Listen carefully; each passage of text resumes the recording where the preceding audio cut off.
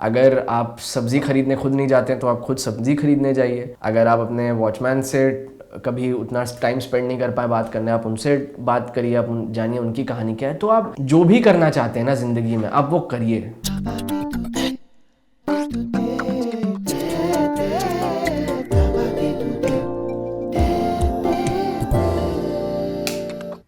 Action.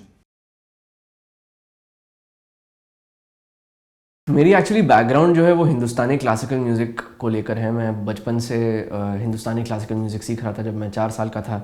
और बचपन में मुझे झूठ बोलना बहुत पसंद था, तो मैं बहुत कहानियाँ बनाता था मज़े के लिए, दोस्तों को सुनाने के लिए, परिवार को सुनाने के लिए। और मुझे उसमें एक बहुत वियर्ड सेंस ऑफ थ्रिल मिलता था कि मैं एक झूठ को सच के तौर पर प्रेजेंट कर रहा हूँ और उसको वैसा ही लिया जा रहा है। तो मुझे एक सेंस ऑफ पावर उसमें महसूस हुआ। खैर, मेरा एक्टिंग से सच कोई लगाव नहीं था या रिलेशन नहीं था।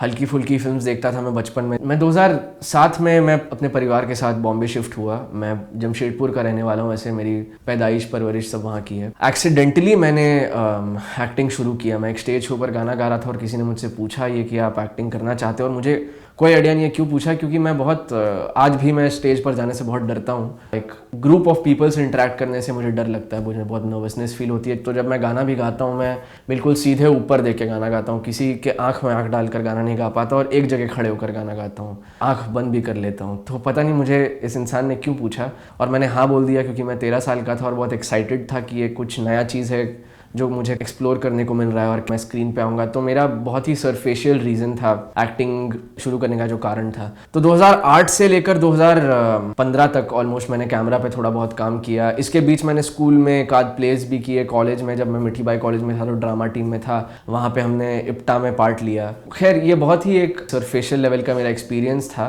तो इसीलिए मुझे लगा कि ये ज़रूरी है कि मैं इस चीज़ को, क्राफ्ट को और ज़्यादा सीरियसली इसके बारे में सोचूं, समझूं, पढ़ूं और ऐसे एनवायरनमेंट का पार्ट रह सकूं जहाँ पे ये चीज़ें रोज़ डिस्कस होती हैं और रोज़ इस चीज़ पे आप कुछ ना कुछ सोचते हैं, करते हैं।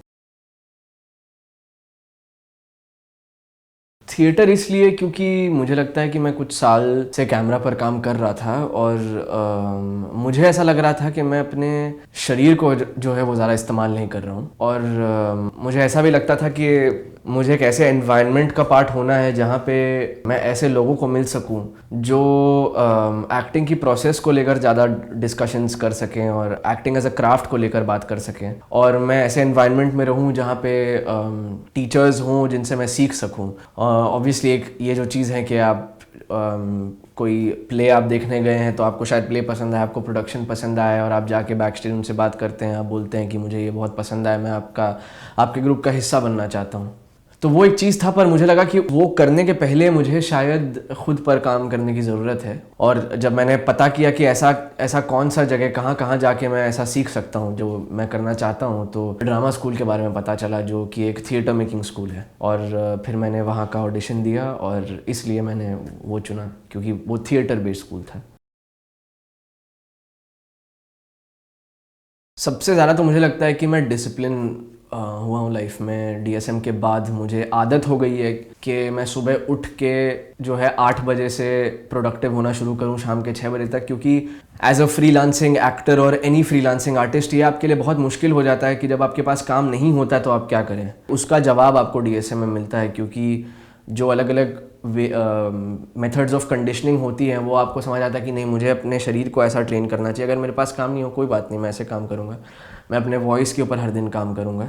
तो ये सब चीज़ें हैं। उसके अलावा मुझे लगता है कि मैं अपने आप को जान पाया डीएसएम जाकर, क्योंकि वहाँ पे 1 साल मैंने बिताया और बहुत ही एक ऑनेस्ट एटमॉस्फेयर है जहाँ पे आप जिन लोगों के साथ काम करते हैं वो ना सिर्फ आपके कोलीग्स हैं पर बहुत ब्रूटली ऑनेस्ट दोस्त हैं, तो आपको बहुत ऑनेस्ट फीडबैक देते हैं। फॉर एग्जांपल, अभी जैसे मेरी एक आदत थी कि मैं अपने स्पाइन को ड्रॉप करके चलता था और शोल्डर स्लाउच करके चलता था।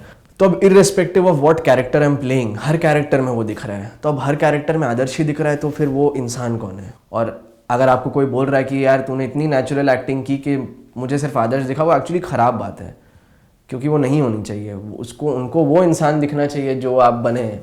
तो मुझे वो चीज़ आइडेंटिफाई करने में मुझे बहुत हेल्प हुआ। मेरे टीचर्स ने मुझे हेल्प किया, मेरे फेलो स्टूडेंट्स ने मुझे हेल्प किया।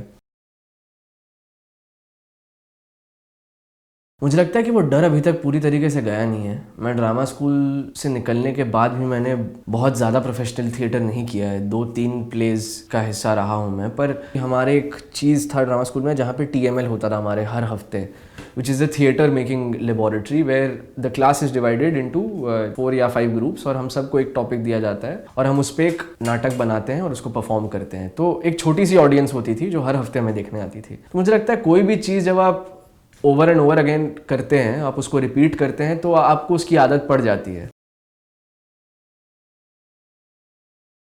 We were the 4th batch in drama school. तब तक के लिए हमारा बैच शायद सबसे डाइवर्स था। हम सब अलग अलग जगह से थे, और ना कि सिर्फ अलग अलग जगह से थे, हमारी एज भी बहुत डिफरेंट थी। तो अभी जैसे हम 5 या 6 लोग जो थे, we were all in our early 20s, 22-23 थे तब। मैं, अभिषेक, कृषान, कोमल, विद्युत। बट दीपमाला, जिनको हम प्यार से दीप मॉम्स बुलाते हैं, वो 48 थी। तो it was a very interesting mix of people, but at the end of the day we all were there for the same reason, and we all shared the common love and passion for acting and for storytelling.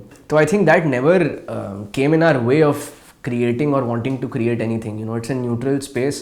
आप जब वहाँ घुसते हैं और वो काले कपड़ों में घुसते हैं, और मुझे पहले ये भी नहीं समझ आया कि काले कपड़े क्यों, क्योंकि यूनिफॉर्म का मतलब ही वही होता है ना कि सब आप एक हैं।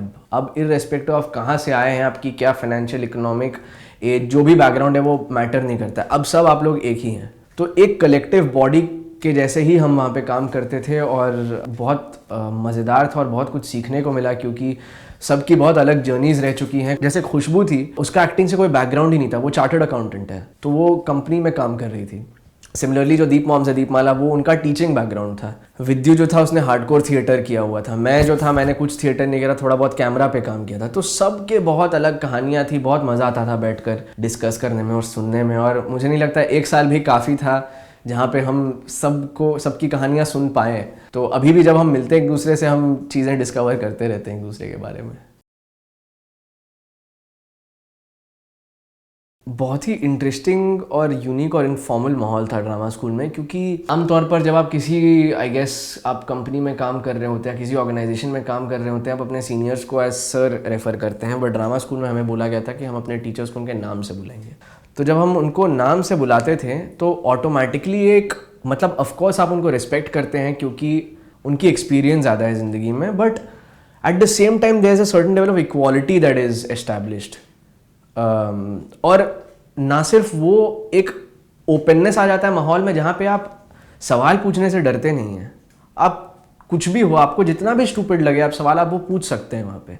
तो मुझे लगता है वो एक बहुत अहम कैरेक्टरिस्टिक है DSM का। End of course you know, आप जब DSM में पढ़ रहे हैं, आप कुछ समय वहाँ पे आपका स्टूडेंट टीचर, भले वो ट्रेडिशनल स्टूडेंट टीचर रिलेशनशिप नहीं है, बट रिलेशनशिप है। आप बैठे हैं, आप सुन रहे हैं, उनको बात करते हो। बट आप एक बार ड्रामा स्कूल से बाहर आ जाएं, तब आप कोलीग्स बन जाते हैं। आप प्लेस में साथ में काम कर रहे होते हैं, आप फिल्म्स में साथ में काम कर रहे होते हैं। तो ये बहुत अमेजिंग रिलेशनशिप रहा है हम सब का हमारे टीचर्स के साथ वहाँ पे।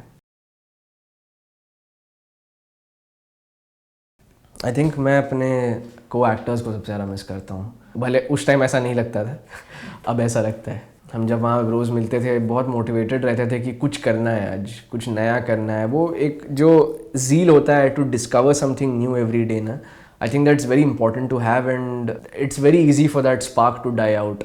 बट वो एनवायरनमेंट हमें मोटिवेट करता था और पुश करता था वो चीज़ मेंटेन करने का, और it constantly use to keep us at the edge of our seats always on and on our toes. तो I think I miss that feeling of wanting to do something every day and doing it with these people that you enjoy working with. I think that's what I miss about DSM the most.